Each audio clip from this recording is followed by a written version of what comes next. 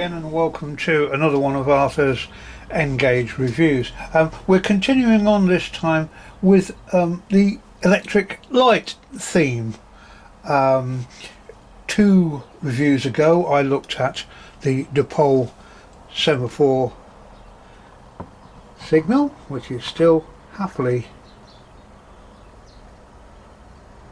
working there, and from that we went on to colour light signals, and that was quite interesting because that involved a new, for this railway, 12 volt DC supply. So I thought to myself, well, what else can I do with 12 volt DC? And obviously lights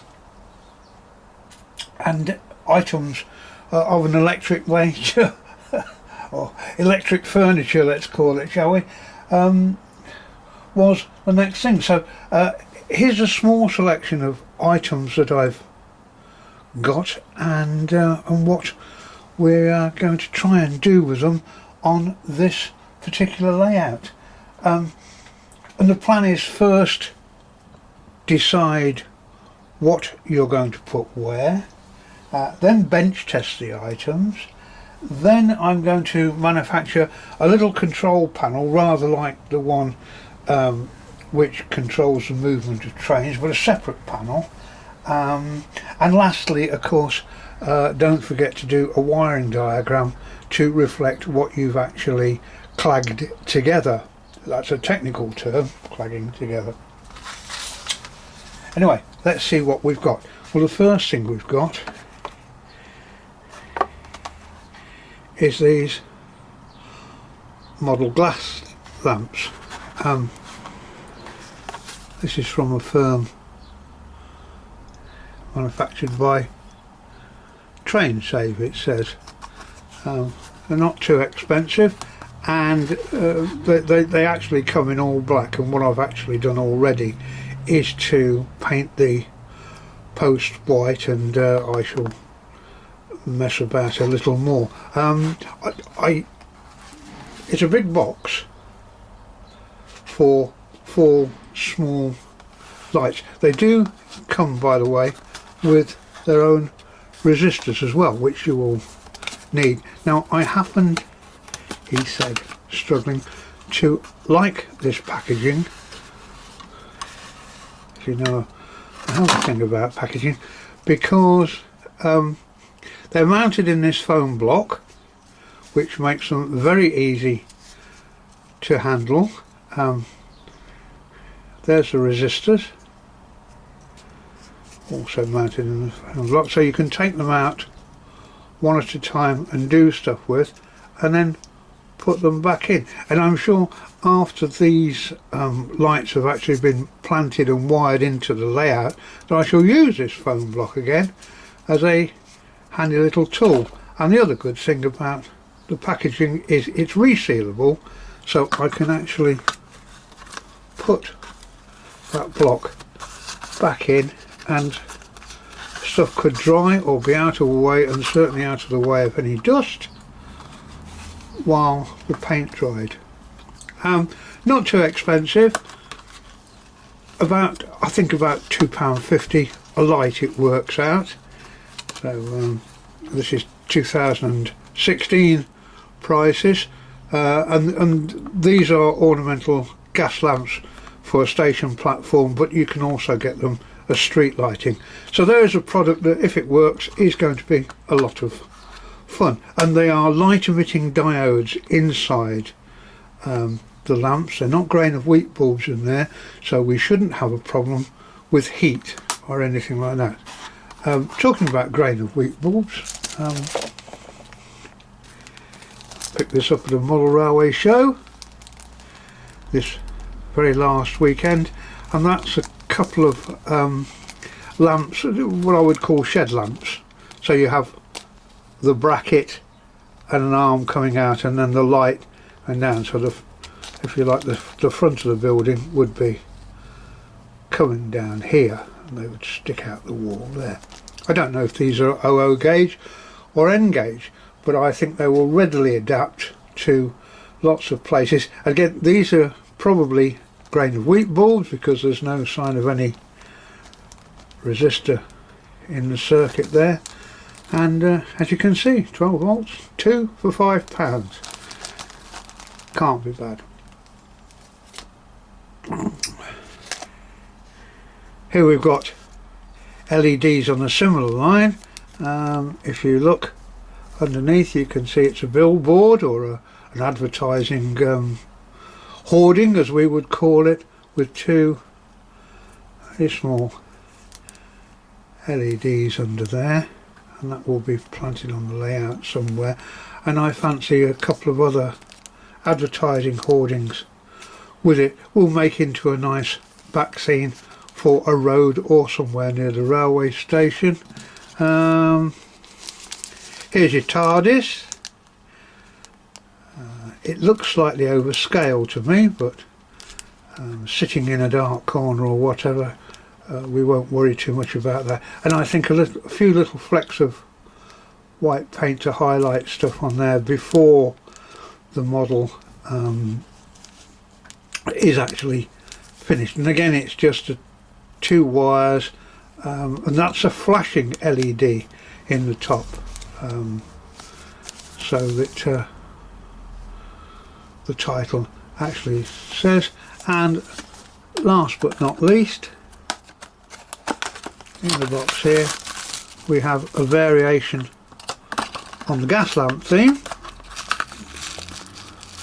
which is one of those platform lamps, and it's been planted, excuse me while I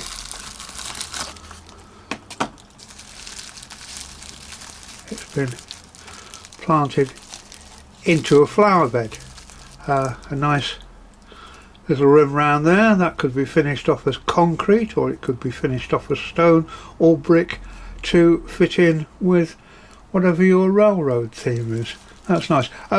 Looking round at model railway exhibitions, I saw at least one N-gauge layout where there were no overhead lighting, and the whole of the lighting was coming from a combination of street lamps and station furniture like that, which gave us sort of a low light evening or early morning look to the whole layout, which I thought was rather good. On another layout, which wasn't N-gauge, it was no O-gauge layout, a long thin layout again, where they had used continuous strips of LED lighting to create the overhead effect. So possibly there's a lot going on with LED lighting at the moment that we could adapt to our N-gauge layout. Anyway, that's what we've got, or that's what we've gathered. More may appear, we don't know. It all depends what we come across, and we'll see how we get on. Right, so there we have our 4 resistors for the 4 gas lamps, and here's one of the gas lamps. And so the first thing is to solder one of the wires, and it doesn't really matter which one at the moment, to a resistor. And again, it doesn't matter which way round the resistor goes, it will still be effective. The first problem, of course, we're going to have is these wires are so very fine, and of course have been chopped off at the end, so there's not much actual wire to solder to. So the first thing I'm going to do is strip back the wire. Now these are far too small to be stripped back by conventional wire strippers, so the easiest way I've found is to put them down on a nice flat surface. We have a very sharp scalpel. We're actually just going to try and lift just on the one side some of the plastic sheeting away, and you can almost just scrape it with the back of the scalpel. Then when we think we've removed enough of the plastic sheathing, put a nail around the back, give it a pull, and I don't know if you can see it, but there we have about 3mm of exposed wire, enough to make a solder attachment to our resistor. So I'm now going to go through the rest of the wires, just stripping the end off before we start the soldering process. Okay, while we're still in soldering mood, here's my resistor attached to the white wire of this gas lamp. See it there? On the black wire I've now attached by solder a piece of ordinary layout wire, and this will act as the dropper wire for when I start to actually wire the circuit up. And the reason for that is because the LED wires are so fine they'll never go into your chock-a-block or whatever you're using. So it's a lot easier to have some ordinary wire on the end which you can use to fish through baseboards and attach into the circuit. And again, the other side of the resistor will be a little bit of red coloured wire, so I have my red and my black circuit, plus or minus, now starting to appear. Now as you can see from this half-finished wiring diagram, and I say half-finished because of course it develops as we actually install bits. So far we've got 3 items installed: the flower bed, the TARDIS, and the 4 platform lights. So here's our platform lights going along, our TARDIS peeking out there, and the flower bed. So now these have all been wired up.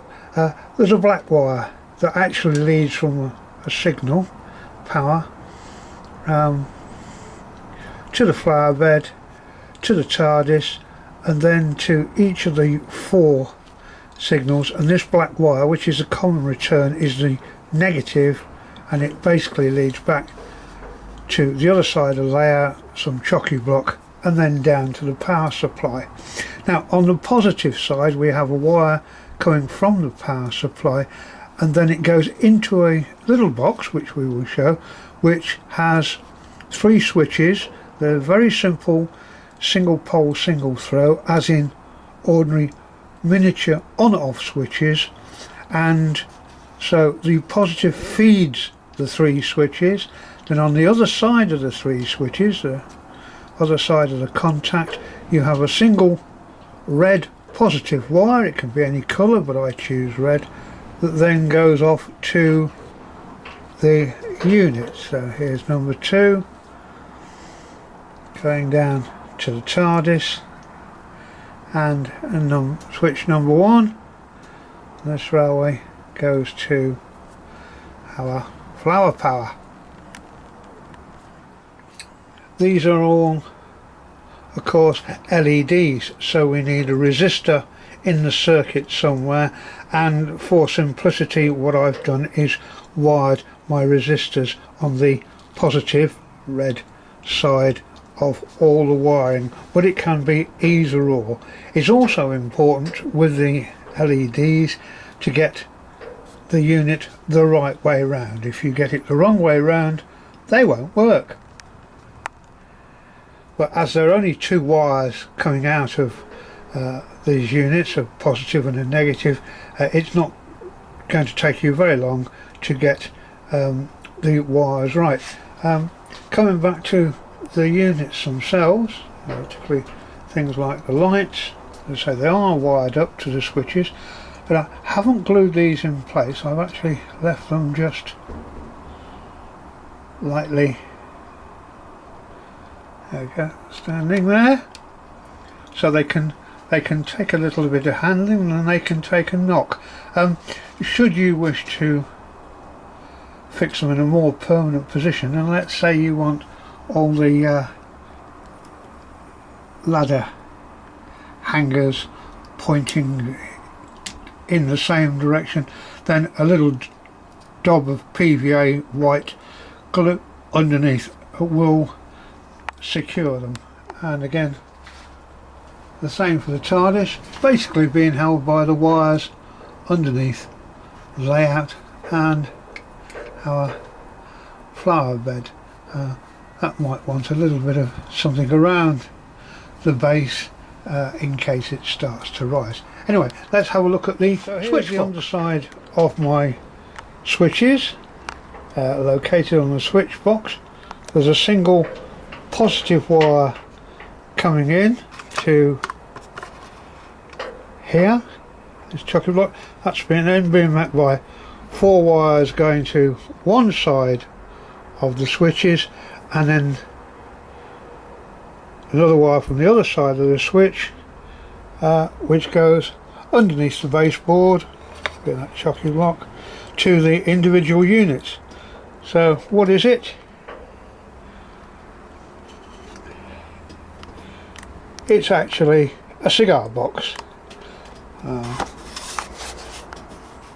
Here's another one, but it could be any box or plastic package of your choice to mount your seat. It could even be a plain piece of wood.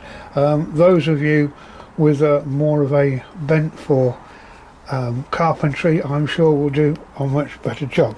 Me, I just wanted something that will hinge up for maintenance.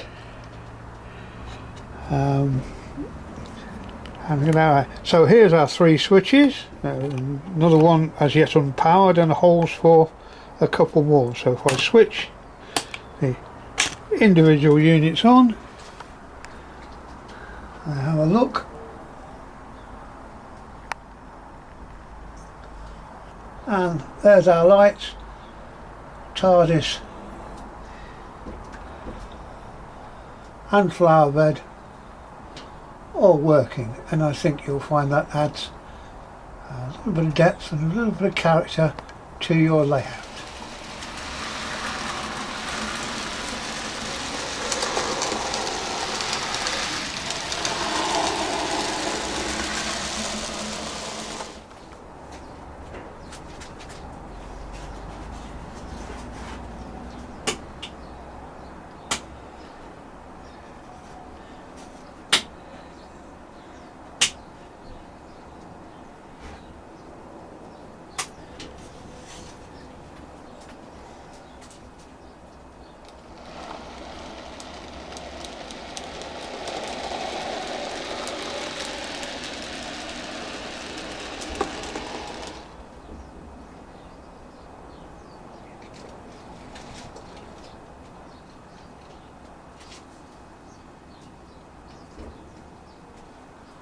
So then, what have we learnt about N-gauge lighting and signals as well? Well, very straightforward. Control models are now cheap, they're easily installed, and they're no longer the domain of the serious electrician. Everything that I've done over the last 3 reviews, I would say, is well within the reach of the average modeler. Costs are very reasonable. I mean, here we have an electric signal which will cost you about the same, probably less actually, than an N-gauge coach. If you put the control model in as well, well then it's probably just more. Here's a light with its little switch and an ounce of solder, a couple of meters or a meter of wire. It's going to cost about the same as a wagon. We always have plenty of wagons, so why not plenty of lights and signs as well. Now I'm going to add more signals to this layout. Half of it is going to be in electrics and half of it is going to be in semaphores, but that's my personal choice. And when I have added some buildings to this station, then I will, when the buildings are in place, add more lights, because A, I can, and because B, it's not going to cost me an arm and a leg. So have a go. The rewards are in the confidence you will get by building, and you end up with a better railway.